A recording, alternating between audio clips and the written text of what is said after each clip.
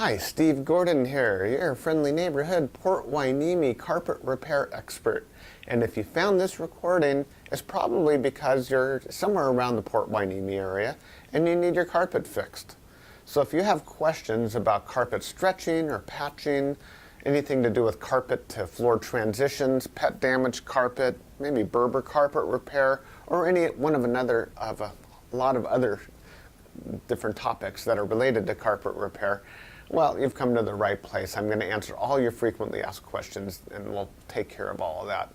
Now, already by now you're realizing that I'm not a professional actor. I'm a carpet repair guy. I'm going to prove it time and time again that I'm not an actor. But I think that you're going to learn a lot about carpet repair. If you need any additional information, if you have other questions, or if you just want to call me to come on out and fix your carpet, feel free to give us a call here at the office. The number's posted, and I would be absolutely honored if either myself or one of my staff here could just come on out and take care of everything. So give me a call. I look forward to hearing from you soon. Enjoy my video. Here you go. Hi, Steve Gordon here, your friendly neighborhood carpet repair guy. And I promise you one thing, and that is I'm absolutely not an actor. So if you're looking for an actor to talk about carpet repair, you've come to the wrong place. But if you want to know about carpet repair, whether it be carpet stretching, patching, Berber carpet repair, commercial carpet repair, transitions between your carpet and a floor, maybe your stairs need repaired, a seam could need repaired, or a few other things, well, in that case, you have come to the right place because I'm going to talk to you about that. And I'm going to try to answer as many of your most frequently asked questions as possible. And before I get to that, I am going to talk to you a little bit about our guarantee, how to get an estimate, the bid, and a couple other details.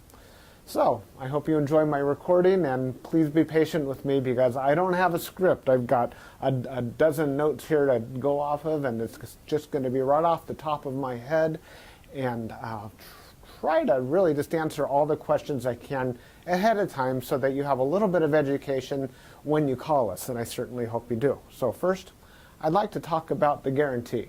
When you call us, you're going to get a 100% unlimited unconditional lifetime labor guarantee. And what I mean by that is that either you or your carpet or both are going to be completely, absolutely, and thoroughly worn out before you ever have to pay to have that carpet fixed again. So again, 100% unlimited unconditional lifetime labor guarantee, that's forever.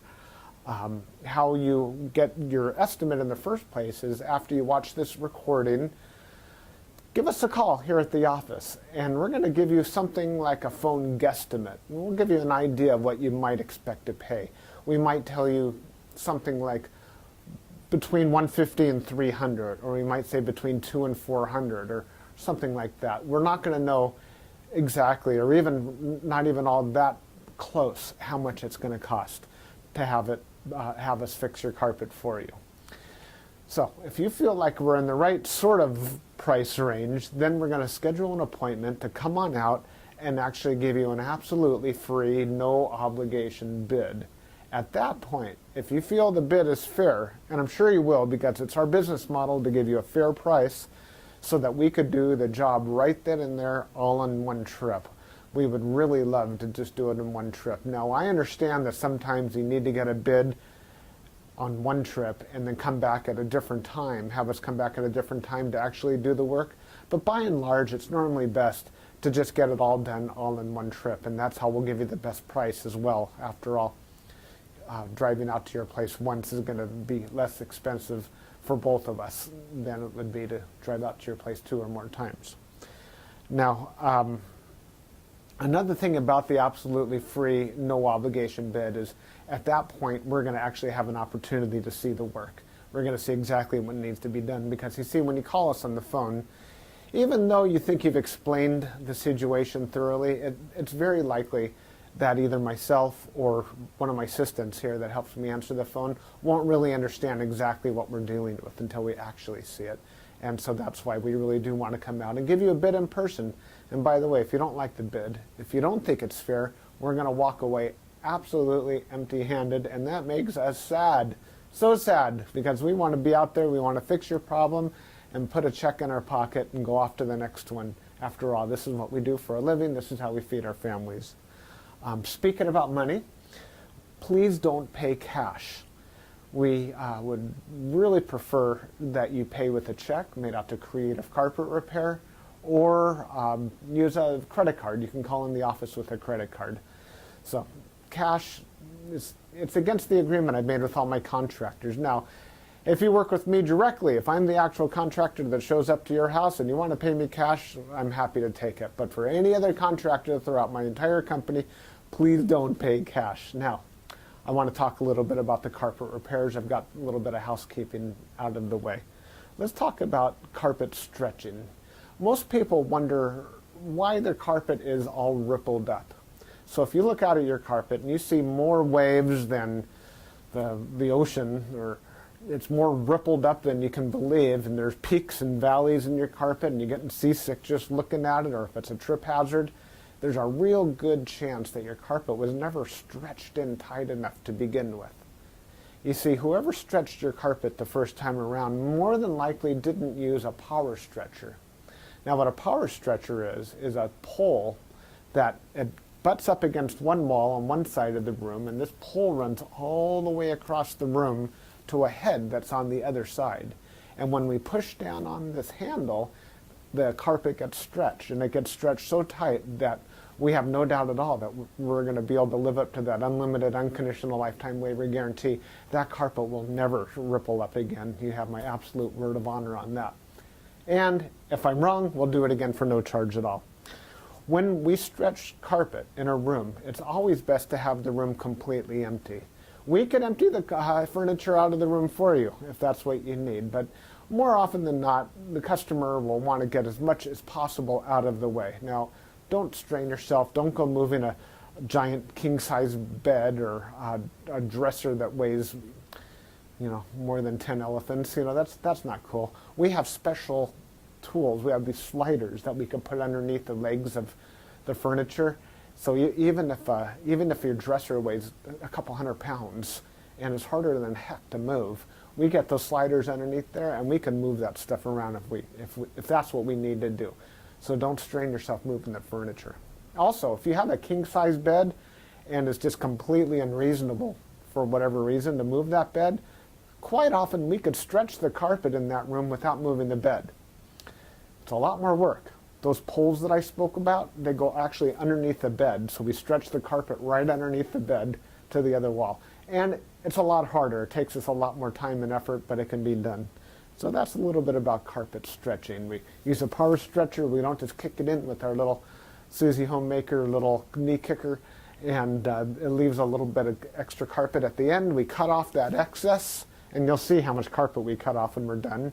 We throw it in a bag, and we tuck in the carpet along the edge, and boy, life is good. It looks so much better. One thing that you might be aware of when we finish, though, is if you had large ripples, the carpet could be soiled along the top ridge of those ripples more than at the valleys, and that makes sense. Where you're walking, that's where it's going to get more dirt. So after you stretch the carpet is a real good time to have the carpet cleaned. Also, the carpet's out of the room, and the furniture is out of the room, and it's just a great time to clean the carpet. It looks a lot better at that point. Mind you, like I said, this is unscripted, so I'm just going to talk to you about carpet repair. Now let's talk about Berber carpet repair for a minute. Berber carpet repair has rows. Well, Berber carpet has rows. And actually the word Berber carpet, or the name Berber, it isn't exactly accurate. Berber carpet actually comes from a place out in the Middle East, country or countryside, where the area is called Berber, the Berber people or something like that. Anyhow, it's a very expensive rug, Berber rug. That's the actual meaning of the word Berber rug. The Berber carpets that we find today are very similar. There's loops and there's rows, and if you pull on one of those loops, or rows becomes unglued somehow, it could make a run, what we call a Berber run. So when you pull on that thread, it's like it's unzipping right in front of you. It's like, oh my gosh, what has happened? I've got this zipper run going all the way across the room. Now your higher end Berber carpet, that doesn't likely happen. It almost never does. But the lower end, middle of the road and lower end Berber carpet runs all the time. So when we fix a Berber carpet, what we're going to want to do is take out the bad area and patch a new piece in there. Sometimes we could actually weave a little bit of some new loops right into the place where that carpet has come unfurled. But more than likely, we're going to want to put in a Berber patch in that area. One reason that Berber comes apart at the seams is because the carpet was never sealed at the seams well enough to begin with. Your carpet installer that originally installed that carpet was supposed to use a latex sealer or even a glue gun or something to seal the edges of the carpet. Now, if they don't seal the edges of the carpet, that's one reason that Berber carpet is going to unfurl like crazy. So when we put in a patch or fix a Berber carpet, that area gets sealed. Now, we give the unlimited, unconditional lifetime waiver guarantee on Berber carpet as well. But mind you, just because, let's say you have a 12-foot seam and we fix 3 feet of it, that's the part that we guarantee. The rest of the seam we're not going to touch. And you may have a problem with that in the future. And that's certainly not our business to cover something we've never actually worked on before. Now, after Berber carpet patching, I'll just talk about carpet patching in general. And this includes the Berber. When you call us to have your carpet patched, the first thing that we're going to ask you is if you have any extra carpet to do the patch with. If the answer is yes, well, we're golden. We're ready to do the job. If you say no, you don't have any extra carpet to do the patch with, we'll ask, well, can we take the carpet from a closet or maybe even from underneath a piece of furniture? Because what we can do is we can take a piece of carpet from a closet and patch it right into your damaged area. And it usually works out really well. Most people would rather have a piece of carpet missing out of their closet than have a terrible, nasty area in the middle of their room where they'll see it all the time. After all, inside the closet, you usually have that covered up with shoes and old photographs and baseball bats and everything you've ever collected in your life. More about carpet patching is if you don't have the carpet to do the patch, there's really nothing I can do to help you. So you're going to need to find that carpet to do the patch with before you bother having us come out there, because if we don't have the carpet to do the patch, we're stuck. Our hands are really tied. There's nothing we can do. Now, you're probably wondering how the patch is going to look when we're finished. It's real hard to say, especially in a recording like this. So just between you and me and a million of our closest friends here watching this recording through time, that patch is likely to be visible. You see, if you take a piece of carpet that's never been walked on, it's never been soiled, it's never seen the light from the window coming in so it hasn't faded out, and you take that brand new looking type of carpet or piece of carpet and patch it in to an area that has been worn, it has been soiled, it has been faded out by the sunlight, well, certainly you're going to see the difference between the new carpet and the older carpet because it's patched right in the middle there. Certainly it's going to look a lot better than the situation you probably have right now, but patches are visible. Another reason a patch might be visible would be because, well, thick carpet, thick nap or plush carpet hides the seams quite well. A short nap carpet, like a Berber carpet, for example, or any of the commercial type carpets, they're very short nap. They show the seams far more. Another thing is that the rows have something to do with it. When we cut a carpet in the same direction as the row of the carpet, well, those seams are by and large less visible than the seams that we cut that cross the rows. When we cross the row, well, it's unavoidable to do that if that's what we have to do to make a patch. And those seams stand out a little bit more than the ones that go along with the rows. So carpet patching, that's what we specialize in. We could absolutely do that for you. Have the carpet available for us, and we also back up our patches forever, just like everything else, just forever and ever and ever. That patch will never come up. After patching, well, we could talk a little bit about pet damage also when we talk about patching. If you have an animal, a dog or a cat, or I've even seen it's been a bunny or a few other animals that have actually gotten locked behind a closed door, what'll happen is they'll get that separation anxiety and they'll try to dig their way out and they'll just rip the heck out of the carpet. That's one of the main reasons we'll do carpet patching. If that's the case, well, certainly it's just like any other patch. You supply the carpet, we'll put it in. However, if that animal didn't tear up the carpet, if they actually urinated on the carpet, there's a whole other thing we can do about that, and I'm going to need your help for that. What we'll do is we're going to ask you to go to the pet store or go online and buy twice as much of a product as you think you're going to need, maybe 4 times as much, to actually kill the odor. Now, the product I'm talking about is actually an enzyme, and what we'll do is we'll pull back the carpet, we'll remove the padding, clean the floor, and you'll pour this enzyme onto the floors underneath it all. And that enzyme will eat up all the proteins that contribute to the smell of the urine in your carpet. Then we'll put in new padding, and you'll pour that enzyme cleaner all over the backing of the carpet as well at that time. I'll reinstall the carpet, and then one more time we'll use that cleaner and we'll just soak that area of the carpet with that enzyme one more time. And that's likely to kill the scent altogether. That smell should be completely gone. If not, it's probably because your animal found another place that you don't even know about, and I'm sorry about that. There's nothing we could do about your animal. Now that we've spoken about pet damage, I like to talk about carpet to floor transitions. A lot of people call us because they put in a new floor. Maybe it's a tile or a wood floor, and their carpet now needs to be finished along that edge. More often than not, we don't need to put in any kind of metal there.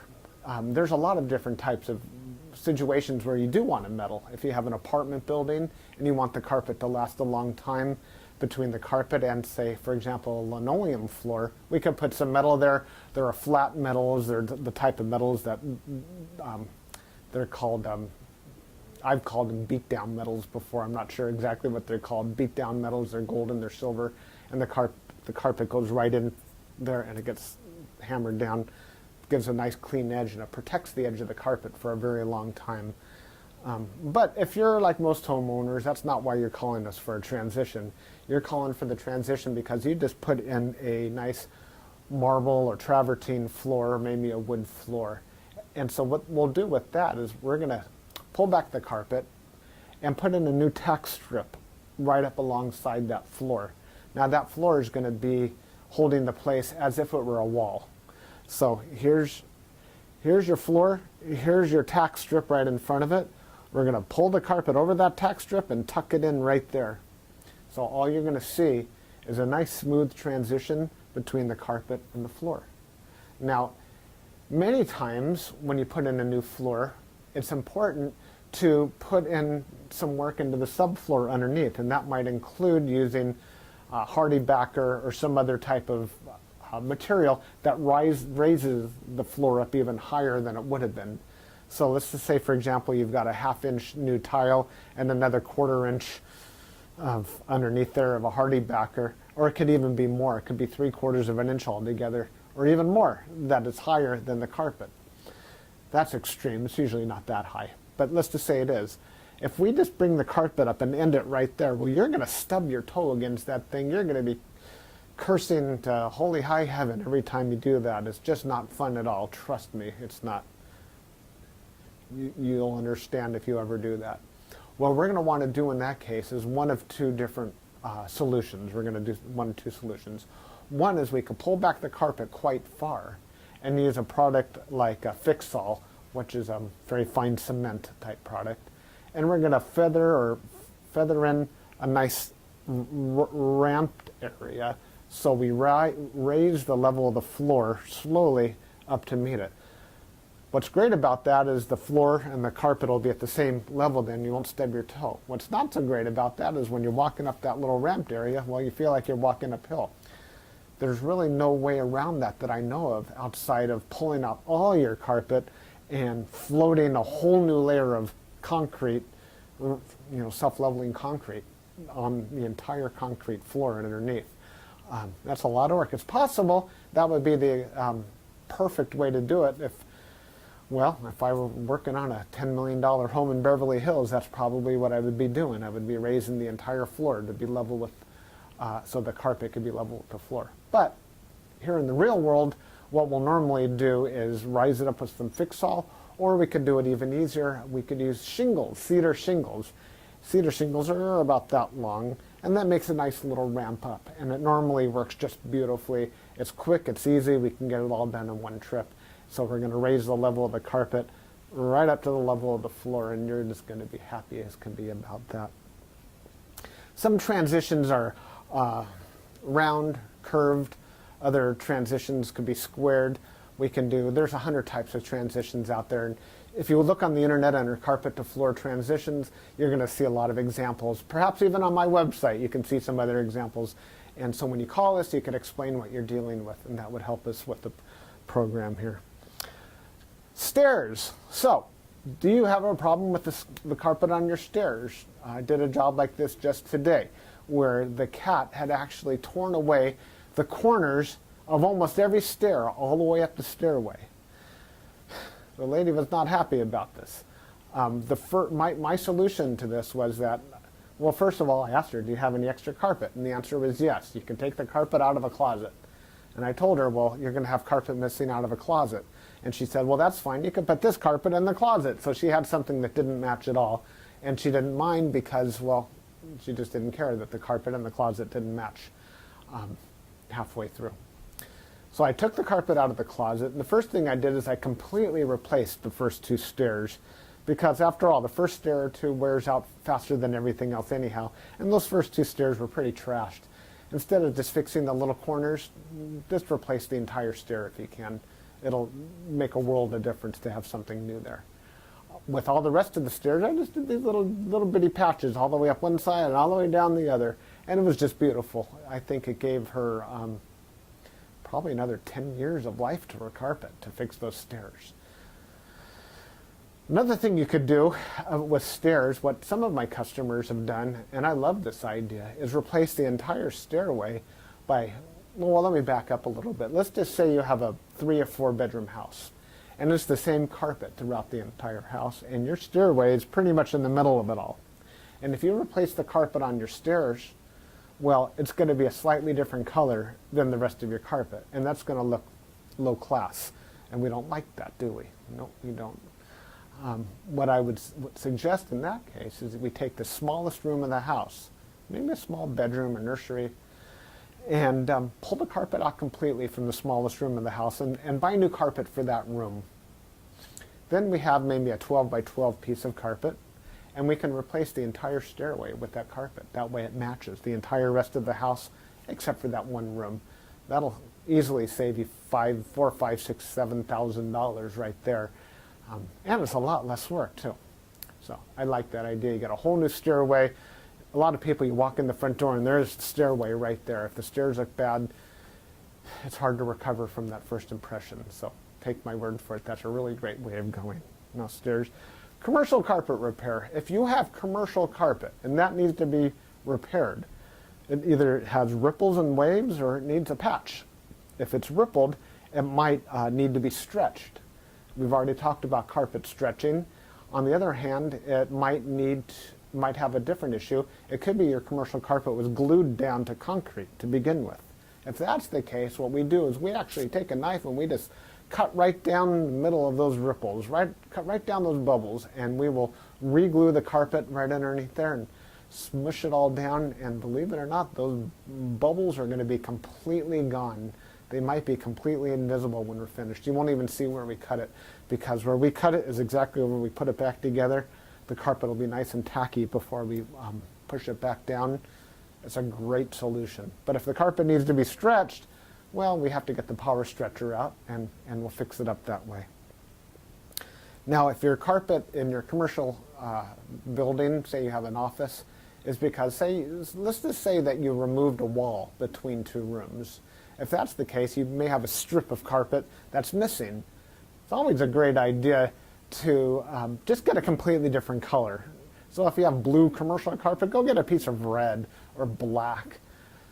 Just something completely different, because a patch going all the way down through the middle of the room that's just a little bit off, it looks low class again. But if we put a strip of red down the room, or burgundy or black, people walk in and they go, oh yeah, these people have got some class. They got a decorative idea. So that's just my opinion. Use a completely different color if it's something goes all the way across the room. Now if it's just a patch, a small patch for whatever reason, and you have a little extra carpet, we can always patch it in with whatever you have. Seam repair.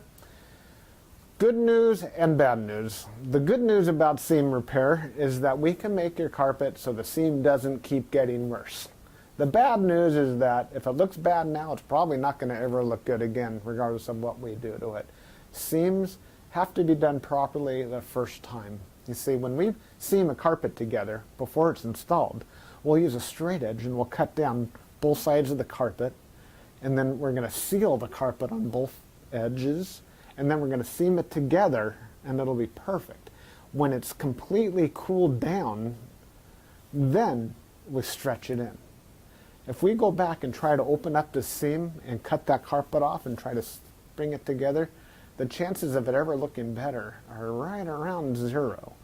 So I'm sorry to tell you that your seam repair, we can make it possibly look a little bit better. We can make it stop getting worse. We can make it not be a trip hazard any longer. But don't have your expectations too high when it comes to seam repair. The last thing I want to talk about is flood damage. Now, if you're watching this right now and you've got a flooded out carpet, you are in a world of hurt, and I'm sorry. The first thing I would do if I were you is probably have about 3 fingers of scotch. And then I would go ahead and get an extractor, like a hot water extractor. You can rent them at the just about any rental yard, and just start extracting all the water. Pull back the carpet, get rid of all the padding that's underneath your carpet. Rent a couple of blowers, or as many blowers as you need, and these things, they kind of look like a snail. As a matter of fact, that's their nickname in the field. We call them a snail. And they're shaped like that, and boy do they ever blow. And you can blow dry the whole underneath of your carpet.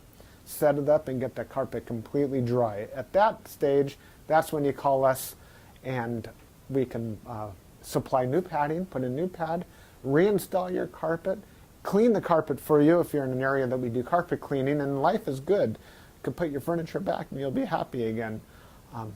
You don't have to do it yourself. If you want to call a company, even ours, depending on your area, can do that extraction for you as well. Now, if it's really flooded, I mean, seriously, like you're ankle deep in water, don't even bother. It's beyond almost everybody's ability. That means that your baseboards are all going to be all wet. A professional company will come in, remove your baseboards, and we don't do that ourselves. They'll remove your baseboards, they'll drill holes in the wall, attach blowers to your walls, and blow dry the entire area, inside the walls and out, the carpet, the floor, the whole shebang. And then we can come in and put the carpet back down at that point. So I hope that I've answered your questions. If you have any additional questions, now that you've heard me talk for the last I don't know how long, feel free to call me here at the office. I would be just tickled pink to hear from you. If I'm not here, one of my assistants, whoever answers the phone, will be well trained and will be able to answer any questions that you have about carpet repair. And then at that point, we'll be absolutely positively honored if you would have us just come on out to your place and fix your carpet for you. And that's all I have to say. Again, I'm Steve Gordon, and I promised I wasn't an actor, and by now you believe it. I'm a carpet repair guy, and I'll be looking forward to hearing from you, so please call me. Thanks. Bye-bye.